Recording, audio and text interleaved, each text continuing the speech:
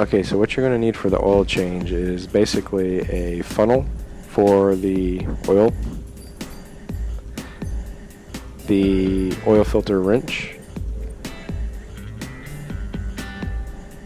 it's like a bung basically goes on it, a ratchet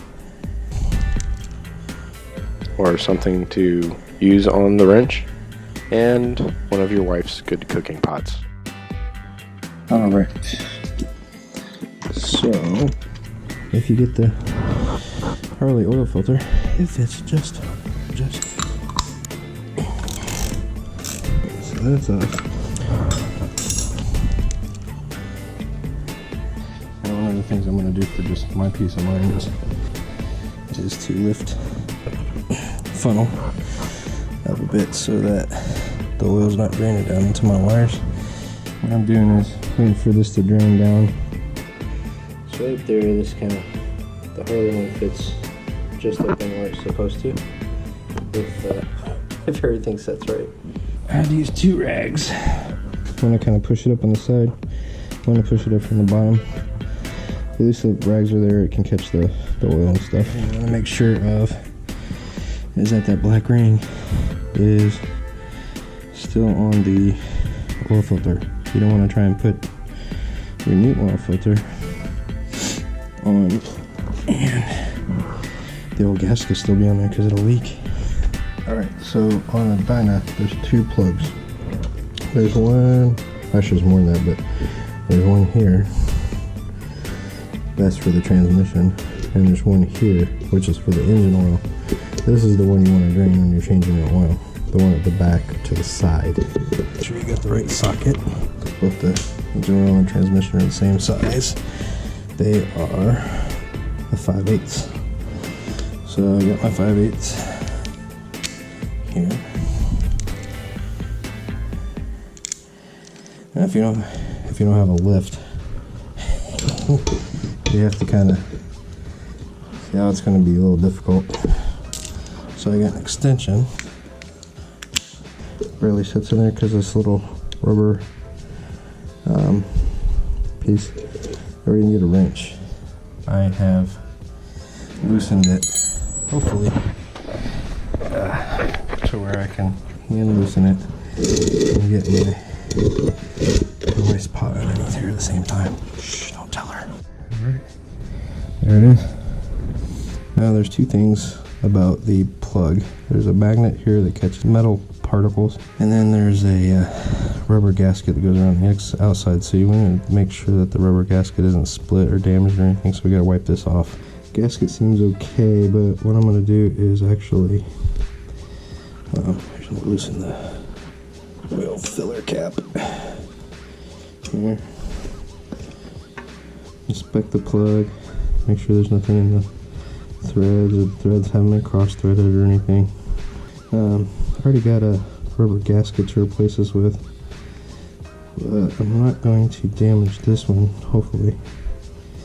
I'm going to take it off, just in case the one they gave me doesn't fit. And I already cleaned off the magnet there, so I don't think, yeah. Here's the old gasket.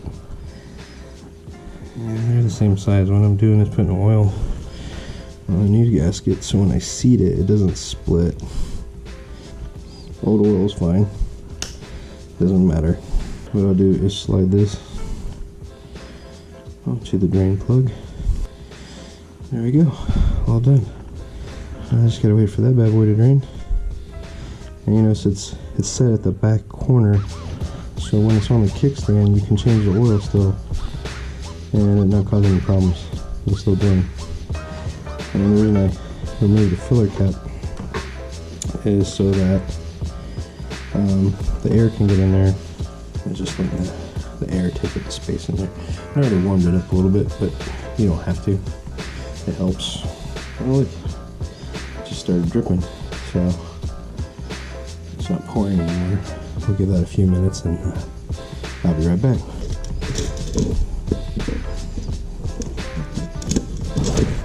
Get my rag there. So that should be pretty well drained. correctly. Don't cross thread it. These things are probably like $100 part from Harley.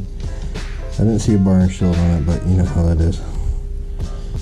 And you don't want to over tighten this either because you'll split the gasket. What I do is I just bump it a couple times to make sure it's seated. That way it doesn't vibrate loose when I'm riding down the road. So there we go. So I'll clean it down there. And no oil on the ground, so. They keep giving me these chrome ones for some reason. You think Harley would understand the value of black. I guess the chrome ones, you know, if it does leak, you can see it. What I'm gonna do is take some of the old oil, just kind of put some on the gasket, and that helps keep it from drying out and sticking the next time you gotta take it off. You should know that oil and some of the stuff that's in it has been known to cause cancer. So you can put a pair of gloves on if you want to. Again, now it's kind of inspecting the plate out there. Make sure there's nothing on it that's going to cause any problems. You don't want to put the oil filter back on with the wrench.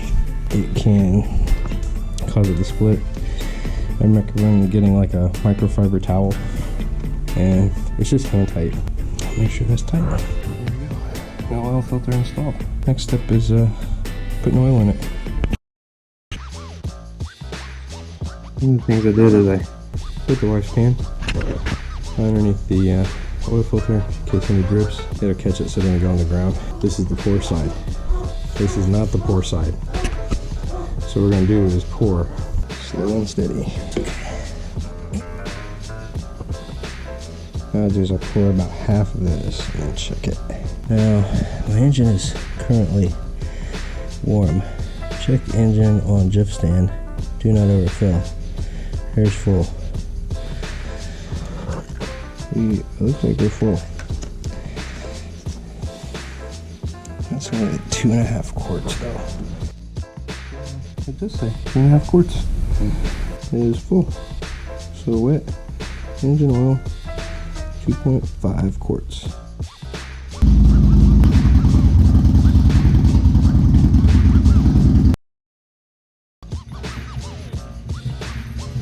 Right now. So I was gonna go to lunch with my buddy who just came over so that we could, you know, go over our trip plans, and went to start the bike and it just clicks. It's only been, I think, 8 days since I shut the bike off. I'm not sure how long it's supposed to last. If anybody knows, please, you know, put in the comments. Normally I keep it on the charger all the time when I go for rides. It's normally not more than a day between. So if you know, please let me know. Thanks.